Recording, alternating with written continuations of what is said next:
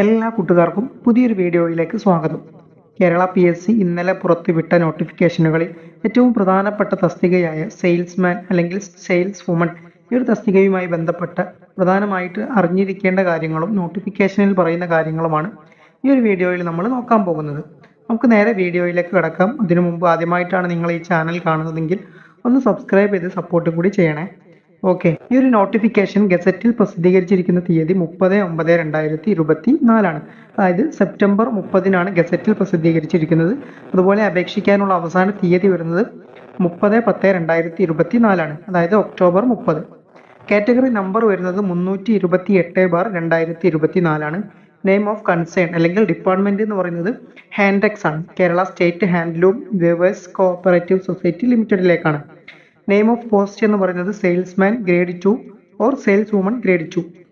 Scale of pay വരുന്നത് 4630 മുതൽ 7000 വരെ എന്നുള്ളതാണ്. ഈ ഒരു നോട്ടിഫിക്കേഷനിൽ കൊടുത്തിട്ടുള്ള സ്കെയിൽ ഓഫ് പേ മാത്രമാണിത്. PSC പ്രകാരം തന്നെ ഈ ഒരു സ്കെയിൽ ഓഫ് പേ കൂടിയിട്ടുണ്ട്. അപ്ഡേറ്റ് ആയിട്ട് നോട്ടിഫിക്കേഷനിൽ വന്നിട്ടില്ല എന്നേ ഉള്ളൂ. ഓക്കെ, അതുകൊണ്ട് ഇത്ര സാലറി ഉള്ളൂ എന്ന് കരുതിയിട്ട് ആരും അപേക്ഷ സമർപ്പിക്കാതിരിക്കരുത്.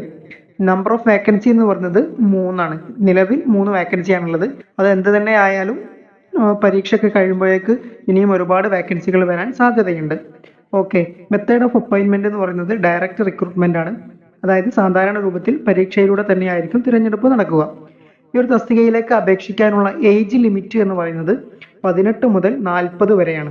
അതായത് 2/1/1984 1/1/2006 ഇടയിൽ ജനിച്ചവർക്കും ഈ ഒരു തീയതിയിൽ ജനിച്ചവർക്കും ഈ ഒരു തസ്തികയിലേക്ക് അപേക്ഷിക്കാവുന്നതാണ്. അതുപോലെ തന്നെ SC/ST OBC വിഭാഗക്കാർക്കൊക്കെ അവരുടേതായ റിലാക്സേഷൻ ഏജിന്റെ കാര്യത്തിൽ ഉണ്ടായിരിക്കുകയും ചെയ്യും. അടുത്തതായി നോട്ടിഫിക്കേഷനിൽ പറയുന്നത് ക്വാളിഫിക്കേഷനെ കുറിച്ചാണ്. പാസ് ഇൻ SSLC എന്നാണ് ഇതിൽ പറഞ്ഞിട്ടുള്ളത്. അതായത് 10ാം ക്ലാസ് പാസ്സായ അല്ലെങ്കിൽ 10ാം ക്ലാസ് യോഗ്യതയുള്ള ഏതൊരു വ്യക്തിക്കും ഈ ഒരു തസ്തികയിലേക്ക് അപേക്ഷിക്കാൻ സാധിക്കും.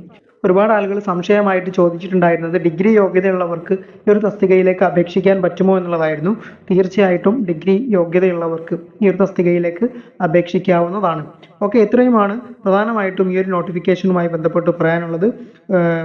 PSC വൺ ടൈം രജിസ്ട്രേഷൻ പൂർത്തിയാക്കിയ ഏതൊരാൾക്കും അവരുടെ പ്രൊഫൈലിൽ കയറി ഈ ഒരു തസ്തികയിലേക്ക് അപേക്ഷിക്കാവുന്നതാണ്.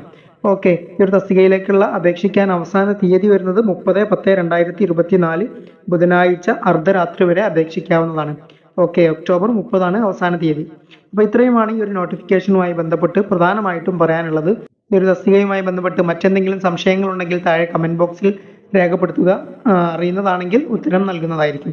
അതുപോലെ തന്നെ ഈ ഒരു തസ്തികയുടെ സിലബസ് എന്ന് പറയുന്നത് സാധാരണ നമ്മുടെ LDCക്കൊക്കെ വരുന്ന ആ ഒരു ലെവൽ സിലബസിൽ തന്നെയായിരിക്കും പരീക്ഷ നടക്കുക. 20 മാർക്കിന് ഇതുമായി ബന്ധപ്പെട്ട സ്പെഷ്യൽ ടോപ്പിക് ഉണ്ടാകാനും സാധ്യതയുണ്ട്. ഓക്കെ, അത് വരുമ്പോൾ അതായത് PSC അതുമായി ബന്ധപ്പെട്ട അറിയിപ്പുകൾ വരുമ്പോൾ അറിയിക്കുന്നതായിരിക്കും.